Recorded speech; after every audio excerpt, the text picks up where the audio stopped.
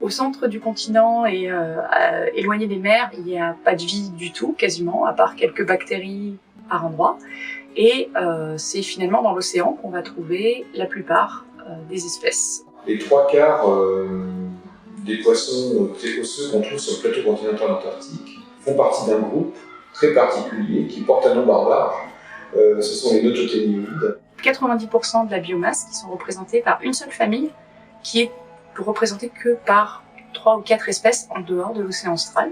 Ces espèces ont des composés dans leur sang qui vont leur permettre de ne pas geler, même quand l'eau descend à des températures extrêmement faibles, jusqu'à -2, voire en dessous.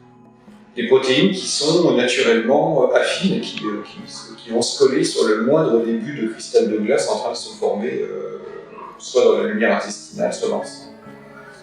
Et comme elles s'agrègent, ces protéines, autour des cristaux de glace en début de formation, le cristal de glace ne croît pas, et du coup il est bloqué, l'animal ne le gèle pas. C'est une protection temporaire, mais c'est quand même une protection. Cette partie des poissons antarctiques, les poissons osseux antarctiques, de la famille des calyptidés. Auparavant, c'était une famille, mais on ne s'est pas aperçu qu'en fait, c'était un sous-groupe des nototénidés, justement, qui a perdu son hémoglobine.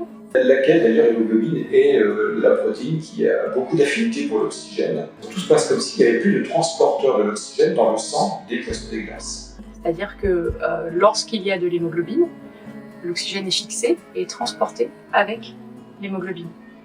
Là, il n'y a pas d'hémoglobine, donc l'oxygène est simplement dissous dans le sang, qui a un très gros volume par rapport aux espèces qui possèdent de l'hémoglobine, et est transporté simplement avec le sang de manière passive. En Antarctique, vous êtes dans une eau de mer qui est plus dense, plus froide. Parce qu'elle est plus froide, elle est plus oxygénée. Et donc ça peut suffire pour être transporté de manière même passive par le gros volume sanguin que possèdent les canididés et les poissons des glaces. Contrairement aux autres milieux où il n'y a pas autant d'oxygène dissous, dans ce milieu-là, c'est possible de se passer de l'hémoglobine et de continuer à survivre. Par contre, évidemment, si la température remontait et qu'il y avait moins d'oxygène dissous dans le milieu, la survie ne serait pas forcément possible.